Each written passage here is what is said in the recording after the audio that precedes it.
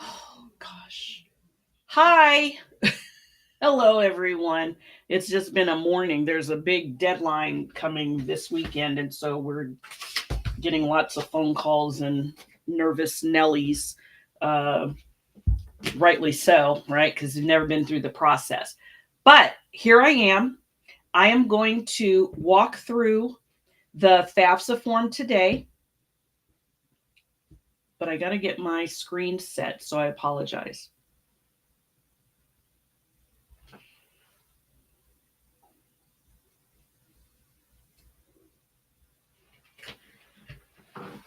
Okay, so here we are.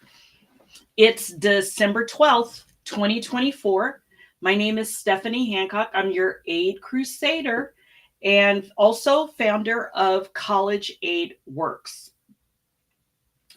Today, I'm talking about the FAFSA that's for the 2025-2026 school year. Let's see. Oh, what's the big deadline you should know about? Okay, because a lot of school, USC, University of Southern California, they've got a deadline of December 13th. That's tomorrow. And then other schools have a 12/15 deadline. So let's start with that, because the most important thing is that you check out the list of colleges that are on your students list. If you're a parent of a high school senior, you want to find the financial aid section required, telling you what's required. It'll tell you what's required, when it's due, and how to get everything to them. So if you have a school that's got a FAFSA deadline, likely it's later, but you want to always be checking with the colleges. And if you have a student who is applying early action to University of Southern California, they've got on their website that the deadline is December 13th. For the CSS profile. And I'm thinking also for a FAFSA, but I'm not 100% sure. I'm just going off of memory. So the best way to get started with the FAFSA, the only way to get started with the FAFSA, is to have a studentaid.gov deadline account. So here's a really important concept that's simple, but sometimes goes over our heads. Your student is the applicant for financial aid. We, the parents, just help with the form and pay the bill. We are not the client. So my student is applying for admissions in the fall if I've got a senior, and my student is applying for financial aid. So that means my student absolutely must have a studentaid.gov account, because we need that account to log in. We need that account to give permission for the IRS to share financial tax information with the Department of Education. And we need that if our student is doing a loan later to sign. That's their electronic signature. And it's important that we keep that extremely private, just known to us. Otherwise, the veracity of that being unique to me kind of goes away. So the student, first and foremost, needs a studentaid.gov account. And then at least one custodial parent also needs to have that. Whether more than one parent needs that studentaid.gov account depends on, are the parents married but file separate tax returns? Then it needs to be both parents get studentaid.gov accounts. Are the parents unmarried but live together?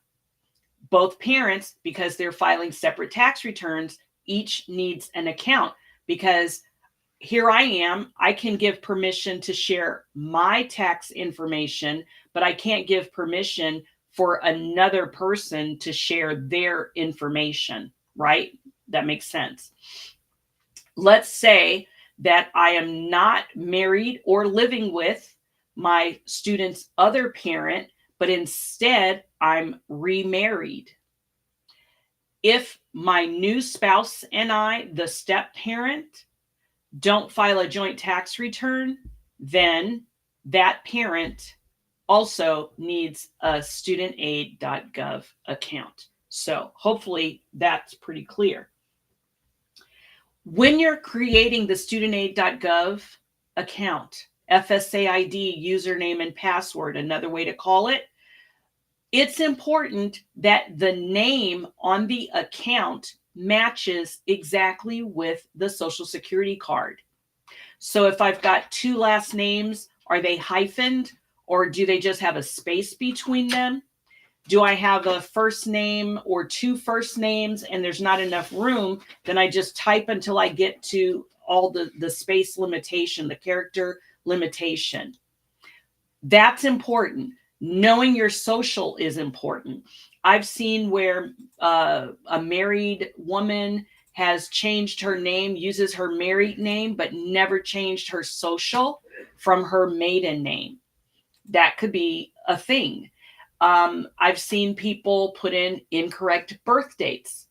I've seen people think they know their social, but not really know it. So if you can confirm this information, like get the Social Security card in front of you and go that way, because it will save you a lot of hassle at the end. The last thing about this account setup is don't try to set up the account and then immediately go into filling out the form unless you want to have to fill out all the bits of information. Because when we create the studentaid.gov account, the Social Security Administration verifies the identity, right? And then the IRS will be able to retrieve. If the Social Security Administration has not verified it, the account's not like 100% on, for lack of a better term, I may have to load that information. It doesn't take long for this process to happen. I've been telling people that listen to the live stream monthly, August, September, October. I said November, get your studentaid.gov account now. If you get it and then you can wait 3 or 5 days, it, I think, is going to be even smoother a process, faster to fill it out. Okay, so I've said all of that. I've beaten that horse. Let's start with doing the form. Start with the student. I'm going to go to studentaid.gov. I'm going to log in. I click there. I log in. Boom. I want to start a new form for the 2025-2026 school year, because that's when my high school student is going to be a freshman, and that's for the upcoming school year. Here I am. Who's logged in? Raya is a student. Continue. This tells you what's a FAFSA. We know what it is. It's a financial aid form to give us money for school. Who are the contributors? I've already talked about that. The contributors are the ones that have to provide their financial information. So I have a student and I'm the custodial parent. I need to give my financials so that they can be considered for financial aid. I'm married. We file a joint tax return. It's our information, right, that's being provided. And I can provide information for the both of us. What to expect. How long is it going to take? Yikes. It could take an hour. And I feel like a lot of that is based on watching these videos and reading every single, like these really long pros, which I kind of treat them like terms and conditions. I can't access anything if I don't do it. So I just go, okay, I understand. I'm saying I'm telling the truth. I'm trying to be as accurate as possible. I'm not sharing this information with other people. I went back one slide because I want to point out what documents you should have handy before logging in. That's another thing. Being prepared prior to logging in saves time too.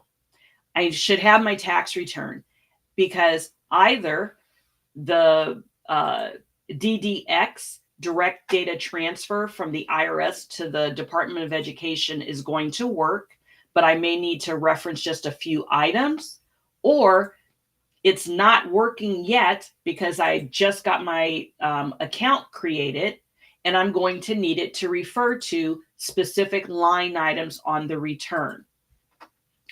Records of child support received. This is very important.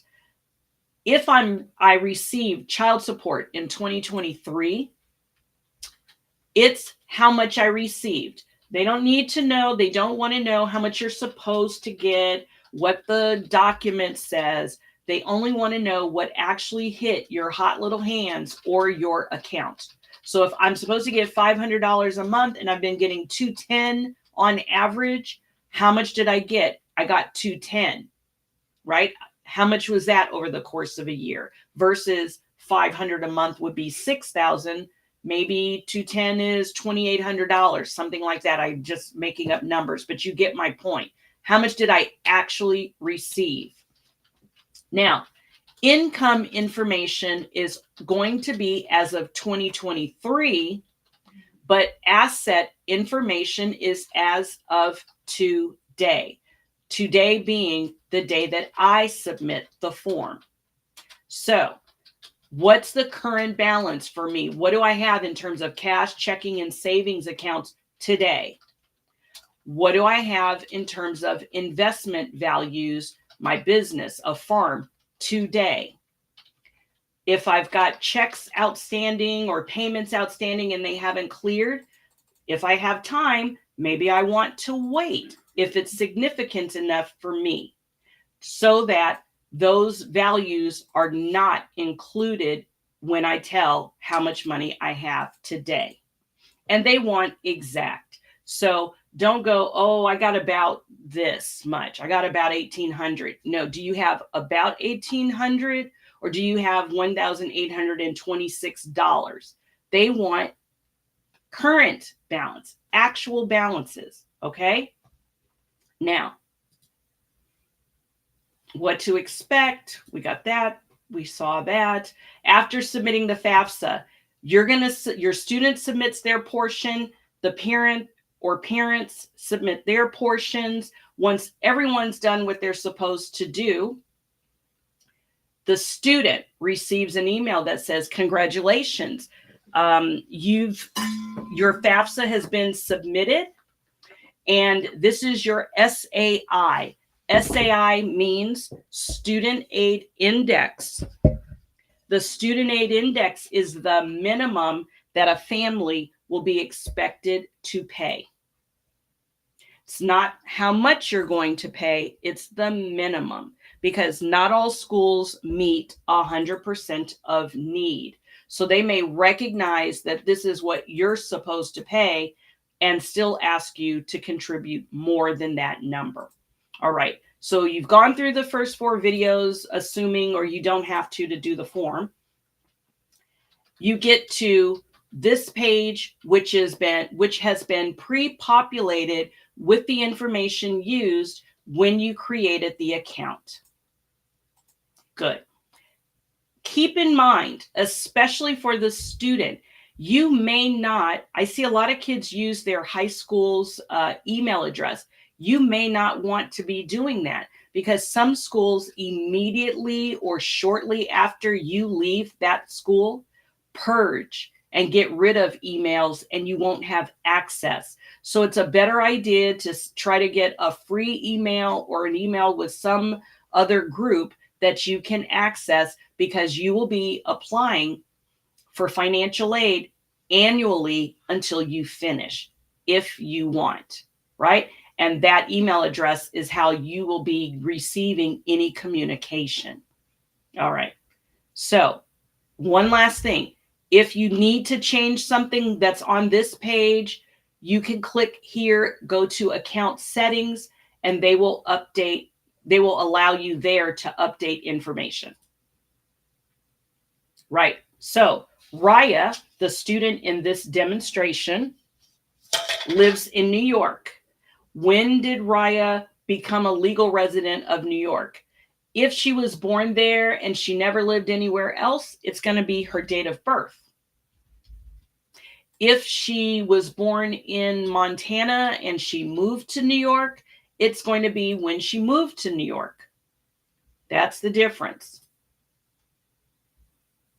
Here, this is a really long page that boils down to a few things. You have to consent and approve that the Department of Education retrieves and discloses federal tax information to the Department of Education. If you do that, they can share it and it can go in your FAFSA. If you don't, that's okay, but you're not going to be able to go forward in the process, right? It's tax information. If you decline, it will show that that you have to import it. You put it in yourself, which subjects you to more evaluation, and it's not going to be as good a look, right? Because they need something that they can verify, and approving is going to minimize the amount of errors, and it'll increase the speed that you'll be able to get the form done. So I'm going to approve. And it said, I don't know if you noticed it, you're not eligible for federal aid if you don't approve, because they want all data verified. There was a little blue bar looking like it was a candy cane on its side moving. You wait until you get the success message. After that process, the candy cane means we're pulling that data. You select continue after you've successfully done it. And then the student is also going to talk about their personal circumstances. Are you single, married, separated, divorced, remarried, widowed? We're going to assume Raya is single. What year? Now, I'm assuming Raya is a high school senior, but Raya could already be in college. And if she is, she'll say, is she in her second year? Or will she be in her second year because she's a freshman now? Or is she going to be a higher level of completion? When the school year begins, will she have her first bachelor's degree? Some people get a bachelor's degree and then they decide, you know what, actually, I want to pursue something a little bit different. I want to get my bachelor's degree now. I want to get a different bachelor's degree. If you already have a bachelor's degree, the amount of financial aid available to you is going to be reduced, because the current grants like Pell Grant, supplemental grants, those are limited to students that are not getting an additional degree. Those are for kids that haven't received their first degree. The federal government is focused on helping kids get that initial education. And after that, it's a different ballgame. All right. Here we've got circumstances that if they apply to the student, it means the student is an independent student and does not require a parent's financial information to be disclosed. So you can read through these. Are you active duty military? Are you a veteran of armed services? Some of these could be true, right? Because you could be an older student. Does the student have a child that depends on them, or someone else that depends on them and for whom they provide more than half of their support and will continue to do so? After turning 13, were they orphaned? Were they a ward of the court? Were they in foster care? Is or was the student legally emancipated? Is or was the student in a legal guardianship with someone other than their parent or step-parent, according to the court? Or do none of these apply?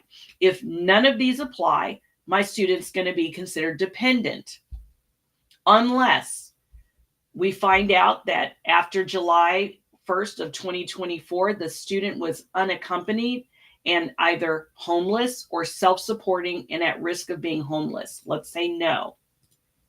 If we say yes, they'll want to know who determined that. But keep going, because there might be some circumstances that were already considered or asked about that weren't asked about, that would apply and still mean that a student could be considered independent. So these are, these are going to be it could be all kinds of stuff, but have you left your home because you were in an abusive environment? Were you abandoned or estranged? Are you abandoned or estranged from your parents? Perhaps they said, you can't live here anymore if you want to live like this, whatever this was. Are you a victim of human trafficking? Are your parents incarcerated? And because they are, or if they are, and you try to be in contact with them, there's going to be additional risk to you. So the point is, if your circumstances result in not having a safe and stable place to live, right? You would tell them yes, and the colleges will walk through with you. Are you, in fact, going to be considered an independent student? But barring all of these unusual things, we say no. And now it says, you know what? Based on all those other questions that we asked, you're a dependent. You're a dependent. And your parent, whoever your custodial parent or parents are, must provide information. Okay. Now, we've decided I'm a dependent, but maybe my parents don't want to supply information. It's okay if they don't. You just aren't going to be eligible for any federal grant money available and most other types of financial aid. You'll only be considered for the direct unsubsidized loan. So sometimes there's this rumor, I don't know why it still exists, but it's, you know what? I was told if I don't claim my student on my tax returns, they can be independent. No, not true. Not true. But I don't want to supply the information. I have my right. I don't have to supply it. But if I refuse, my student's not eligible for anything other than a student loan. So that's good to know. Important to know. All right. Now, the student, have to tell you about my parents. Are they married to each other? My legal parents married to each other? Yes or no? If they are, then I'm going to provide information about both of my parents. If they're not, I got more questions to answer. Do my parents live together? They're not married, but they live together. Yep. Provide both parents information, and I can invite them later. No, they don't live together. Did one parent provide more financial support than the other? Here's where the rubber's going to meet the road. So if the legal parents are not living together or are not married and not living, or divorced, separated, right? Not living together, who provided more financial support for the student? Is it me or the other parent? Whoever provided more financial support in reality, it doesn't matter what a divorce decree says. In reality, who's providing more financial support for this student, for Raya? And whoever that person is, that is who should fill out the form.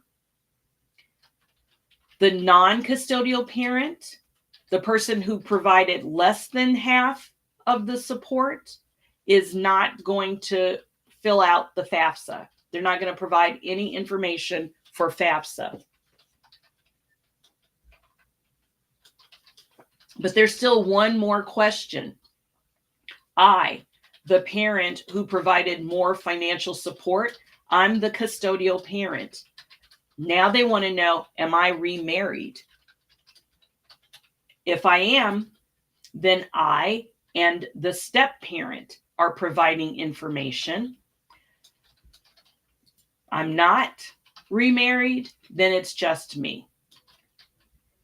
All right. So depending on how we answer these questions determines who needs to provide financial information on the forms and who's going to need to sign. And there's so many different scenarios. If you say no, that one person didn't provide more financial support, that it's 50-50, then that means both have to provide information, and the Department of Education actually is going to use the information of the parent that makes more money and has more assets. They'll decide if you don't decide between yourselves. Okay. So my student can invite the parent.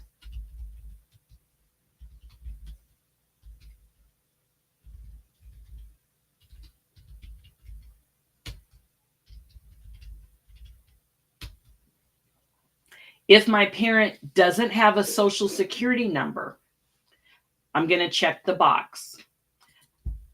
Otherwise, I've provided the social. What's my mom's email address here?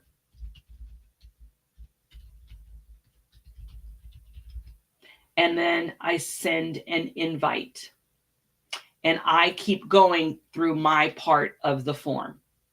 Here, they're going to ask questions about your background and your education, the education of your parents.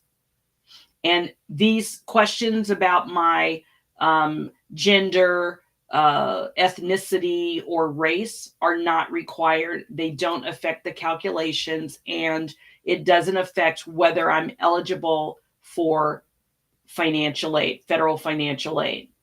So I can choose if I want to answer or not, and how much I want to go into detail. Now, here I've got I have to tell them what's my status. Am I a U.S. citizen or a national? Am I an eligible non-citizen? Or am I neither a U.S. citizen nor am I an eligible non-citizen? If for some reason I am not eligible to fill out the FAFSA, in some states, they have their own financial aid form for those students that fall into that category. But other states may not. If you live in California, Colorado, Connecticut, Illinois, Maryland, Minnesota, Nevada, New Jersey, New Mexico, New York, Oregon, Rhode Island, Texas, Utah, Virginia, Washington, or the District of Columbia, there is a form for students that are ineligible for filling out the FAFSA because of their immigration status. Okay? Some people are not going to be eligible for either form. That's a whole nother story. Let's focus on my student is a U.S. citizen or national, and continue. This question you want to answer, because this is going to give consideration as to whether your student, the student, I should say, qualifies for a first generation scholarship or grant that's available. So they want to know, did neither of my parents attend college at all?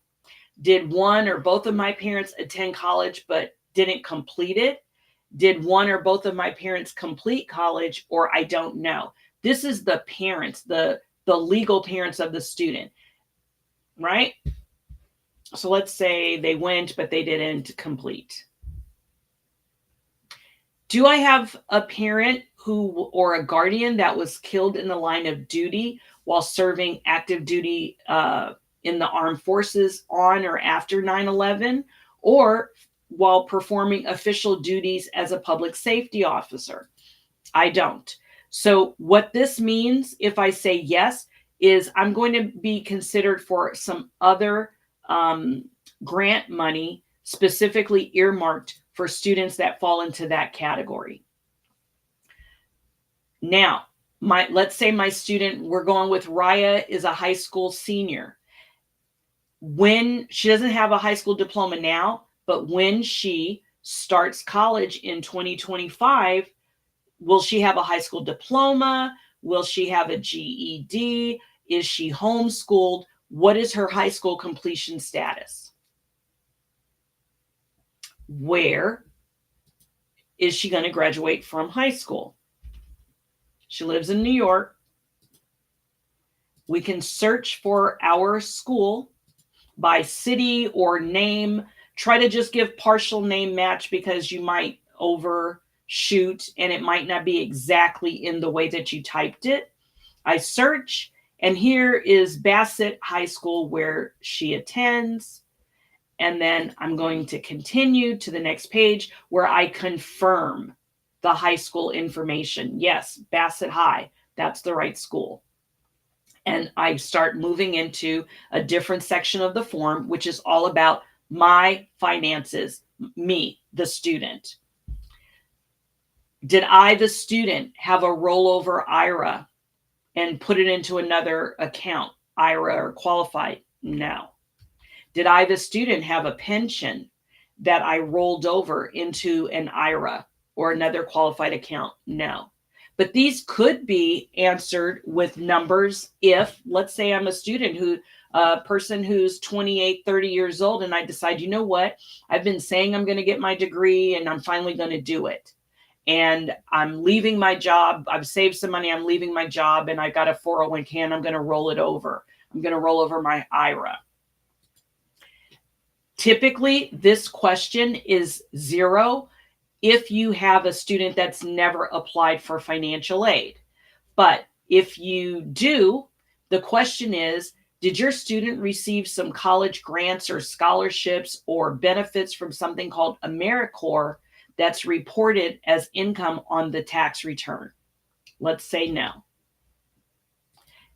Do I, the student, did I receive a foreign earned income exclusion? I'd have to check my tax return.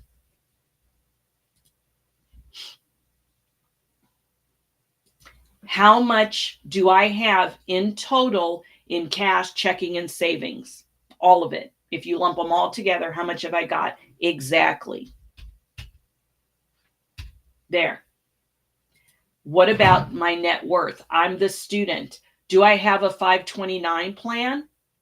If I'm the owner or if my parent is the owner, I do not include it here. My parent includes it in their assets.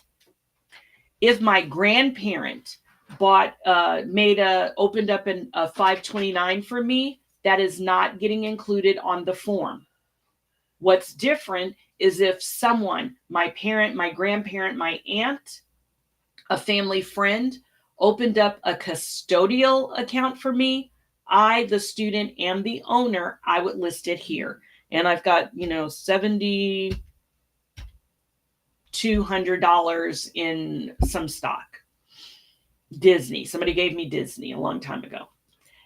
I don't include a home that I live in. If I'm a student and I have rental real estate, or if my name is on the title on something, I have to include my share. Current net worth of my business. I'm a student. Let's say I don't own a business. Keep going. And now I'll begin to select schools. I can search for schools by the name of the school or by the code. So if I've gone to the website of the college and I've looked at what the requirements are, I can get the codes. A lot of times the schools will list what their school code is, so there's no confusion, and then I can just type it directly in.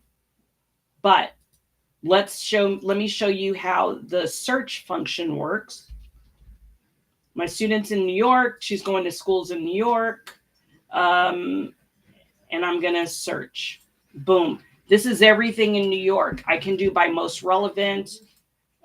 You can do it by A to Z, but this doesn't allow it, the demo version. And my student's applying to Barnard, Northeastern, and McAllister, all of which happen to be in Northridge, California. Not really true. All right. So I continue. I can list up to 20 schools. And if I have more than 20, I have to submit the form with the 20 and then wait for it to be processed. And I can go back in and add additional schools. One thing that's really important, I don't know how important it is from state to state, but in a state like California, you want to make sure that you list a California college so that you can be considered for state financial aid. It wouldn't hurt if I'm in another state to go ahead and list one of my schools on the list in that state. If you're a student who's not going directly to a four-year college, you're going to go to community college in California, you still should fill out a FAFSA form. You should list that community college because there are different categories of Cal Grant. And if you don't apply in the first 2 years, I want to say this the right way. If you don't apply in the first 2 years and you're eligible later when you're ready to transfer to a four-year college, if it's after the first year you want to transfer or after the second year you want to transfer, you get 2 shots at applying for Cal Grant and having it saved for you. You still have to re-qualify, but it will be a given, an entitlement versus something that's more competitive and less likely to be received. That's just an aside. So just put a community college, even if you're not going to go to a 4-year straight out the gate. That would be why you do that. All right, continue. Now I'm able to see everything that's going to be listed on the application. All right, so I can expand it. I'm seeing all of that was pre-populated. I gave my personal circumstance information, demographics I gave or didn't give, what my high school name is, diploma. All of these questions were getting answered. And see this one is interesting. Joint tax return for 2023 with current spouse. Even if you don't have a spouse and you don't list a spouse, that's just the generic label for this. These things were pulled through the DDX, direct data transfer from the IRS into the FAFSA. Don't worry that if you see that and think, well, my student's not married, what are they talking about with their spouse? Here we've got the colleges that I wanted to receive the information. They say, yes, you've invited someone. If you need to manage that information, correct it, you can do that here. Click continue because everything looks good to you. And this says, hey, this is a legal document. You're using this FSA ID, username and password to sign it. It's your personal signature. Don't share your FSA ID with anybody. You're also promising if you borrow money, you're going to pay it back, that if you had to file a tax return, you did. You're promising a lot. You can read the terms and conditions, and then you can sign and submit the student's portion of the form, right? So once we've done that, we have 2 options. We can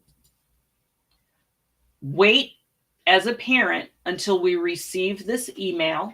Check your spam if you don't see it, because it should have come while your student was working on their piece. You can open this email and log in, or you can go directly to studentaid.gov and log in.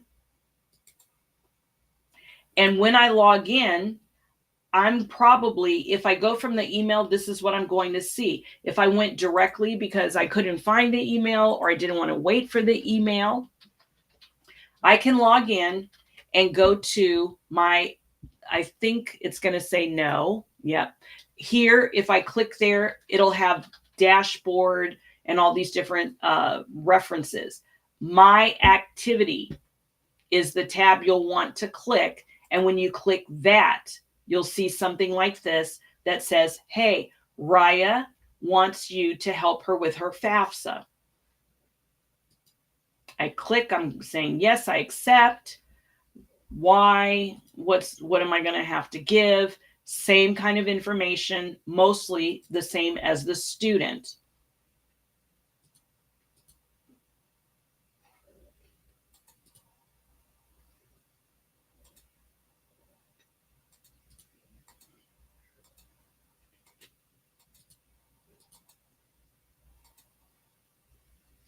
Here I am. This is what information I provided when I created my account. Already populated.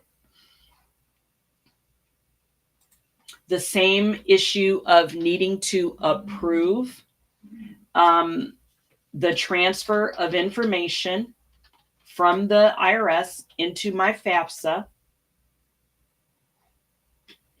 If I don't provide consent and approval, the student will not be eligible for federal student aid.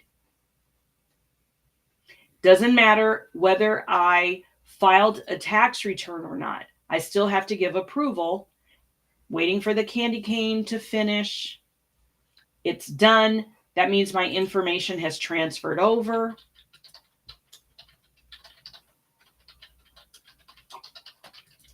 I'm giving my personal demographics. Am I married? Am I unmarried? Am I remarried? Am I separated? Let's say I'm married, not separated.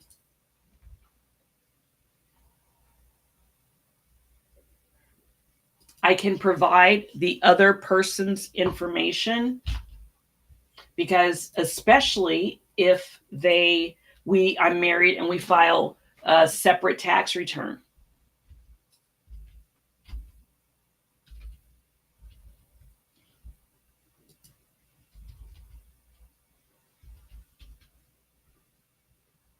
Here's an email.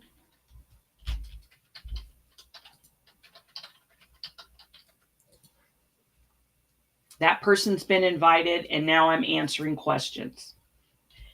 If we filed a joint tax return, when they ask questions about assets, I'm giving all of the asset information. Okay. So it's not, oh, well, I only have to include half because I'm the one filling out the form. No, all of the income information is going to get transferred over because we filed jointly, and all of the asset information needs to be included when you are asked. Okay. When did this person, when did I move to? I was born there in New York and I never left.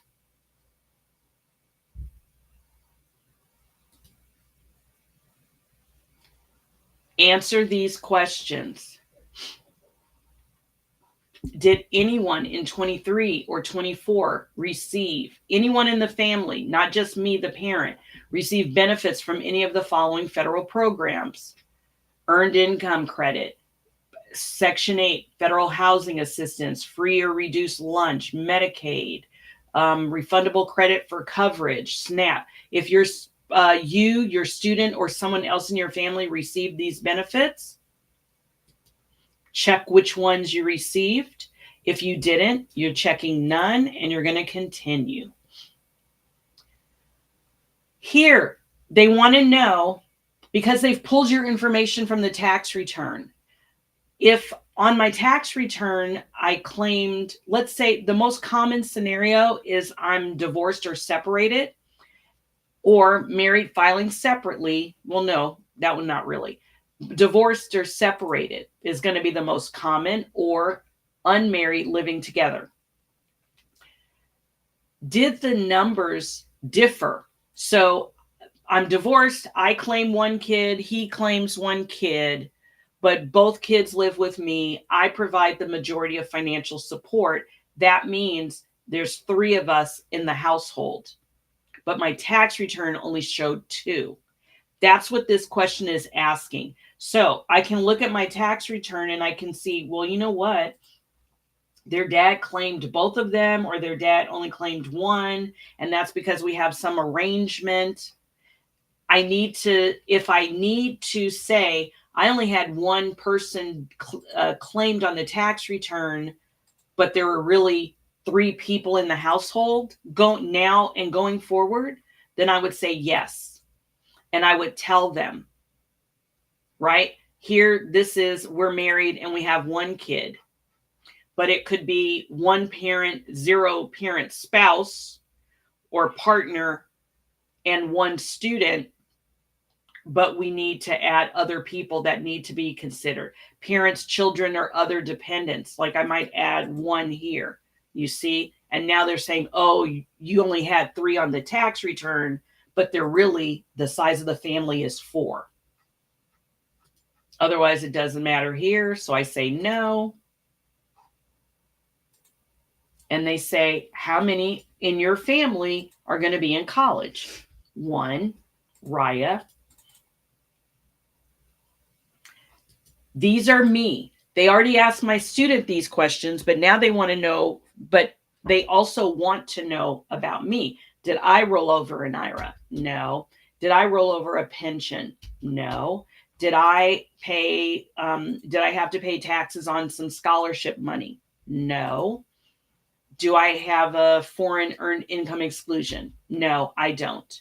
This is important up here. If I did change jobs and I rolled over money, the reason that's important is because if I did roll it over, like depending on how I did it, let's say I did it directly, I don't want that showing up as income on my tax return. So I need them to know, yes, I rolled that over.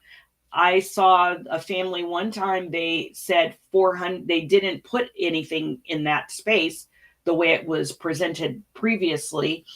And it assumed that 400 and something $1,000 that was actually a rollover wasn't a rollover, it was just income. And so it messed up the financial aid. So they had to go back and fix it. Those are the reasons you want to be careful with answering these questions. Here I am. I want to know, I said $210 a month. Is that what I got? 2,400, another 12. So maybe that's like, what? I hate math like that. Let's say it's 2,560. I know that's not exactly right, but go with me on that one, okay? Or 2,520. Let's say that's what it is. All right. What about my cash checking and savings? I'm married. This is our cash checking and savings, right? Even if my spouse has his own account, like an account with only his name on it, still got to count all of it. Current net worth. The biggest mistake that people make here, number one, is including the value of their home that they live in. You do not need to do that. However, if you live in a duplex, you live in one and you rent out the other, you need to include half of that property value.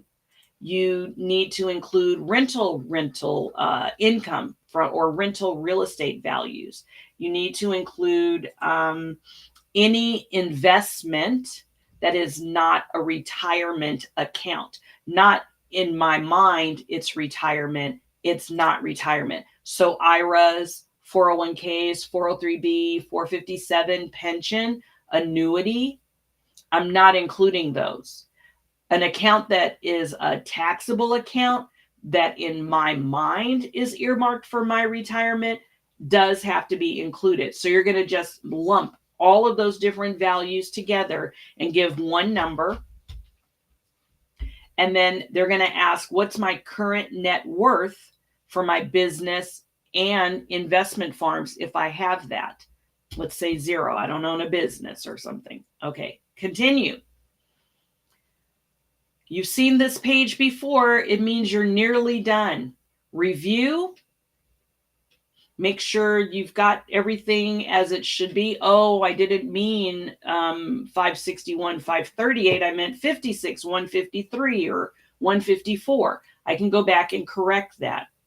If someone else needs to be invited, I've already invited a parent's spouse, but do I need to invite someone else? Continue. Now, this looks familiar too, right? This is where I swear to tell the truth.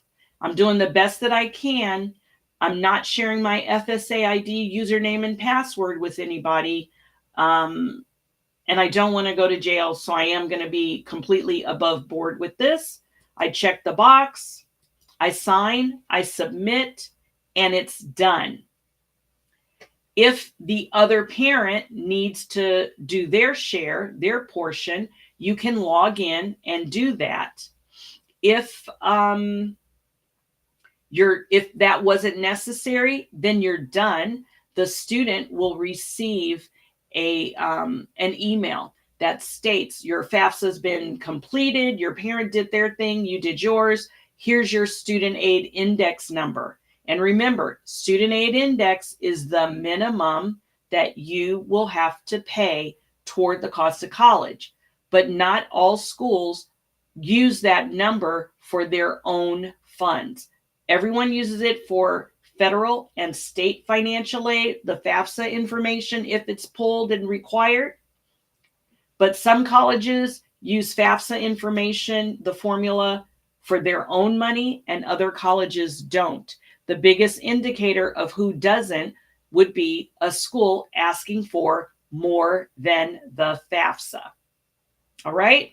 So here I see if divorced parents have significant income disparity, does it help to have the child primarily reside in the home of the low income parent during junior year? That's a really good question. And the answer is no.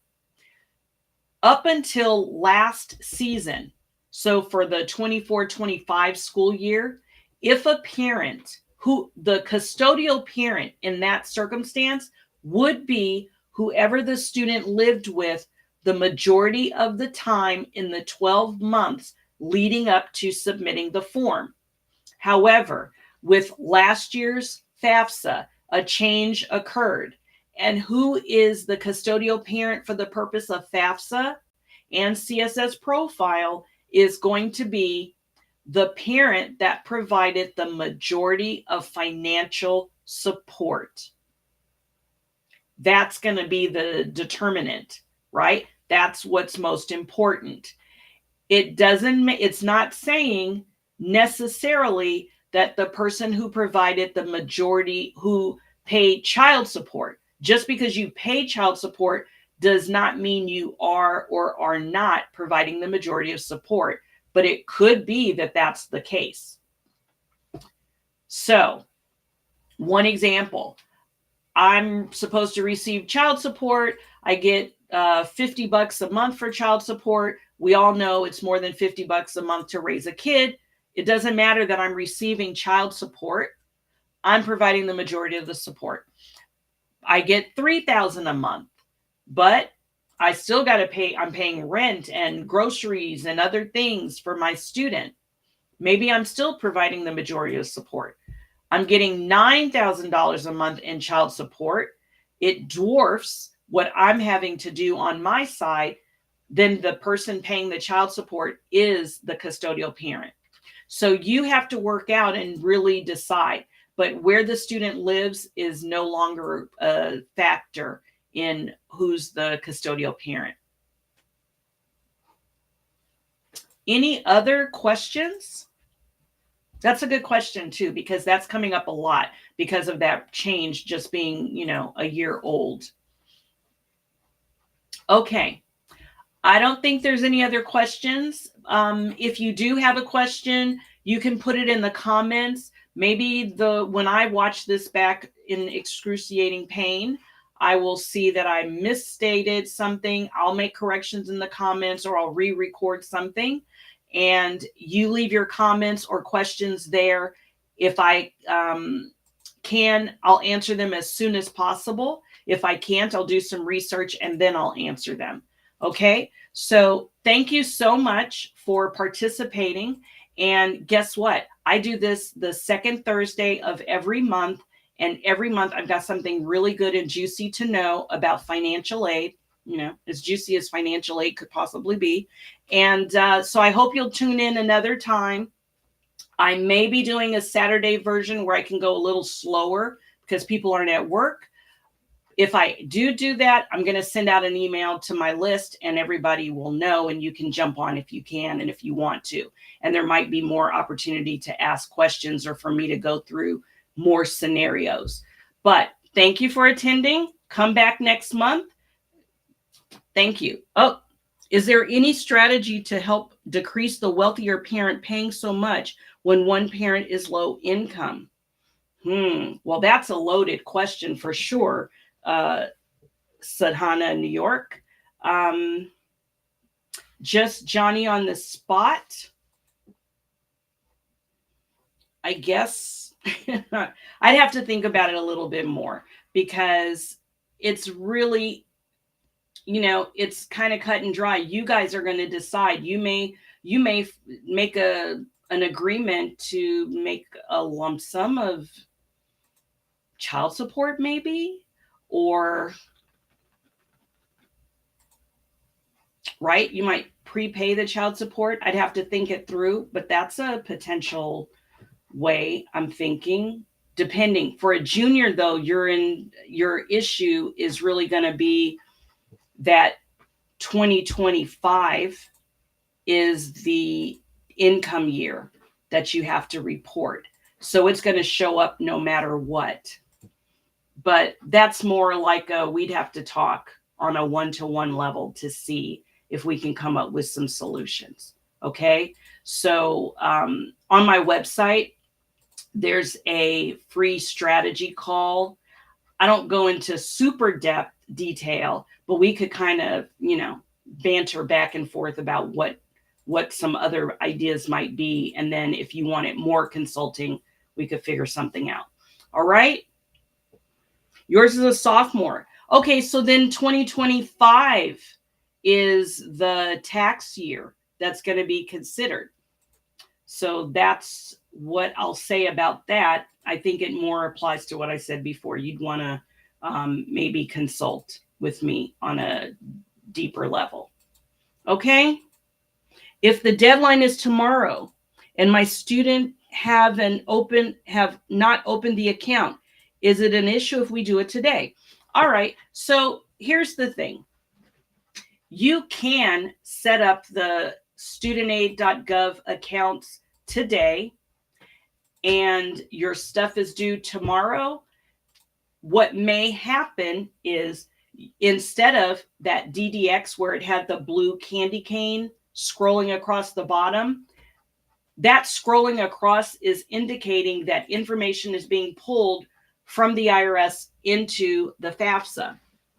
If that's the case, if you don't get that, what's going to happen more likely is you're going to have to list what all the numbers are that are being pulled in. So for example, they might want to know what is line 1Z, like zebra, on your 1040. And they'll want to know what was, I think, line 22, federal taxes paid.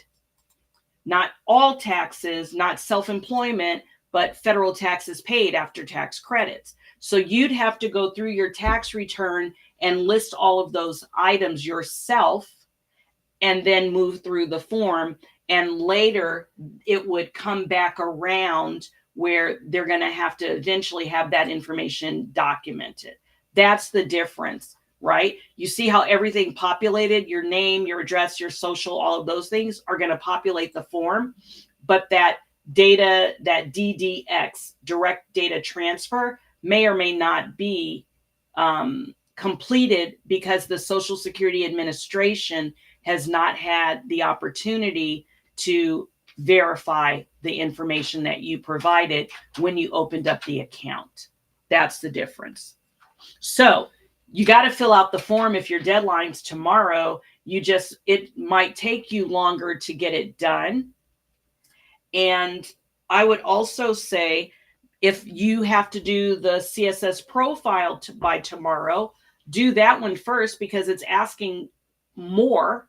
And then you can pull out those few items and put them into your FAFSA, or you can just go on and put it in from looking at your tax return. But it'll save you having to go through the tax return 2 times, if that makes sense. All right.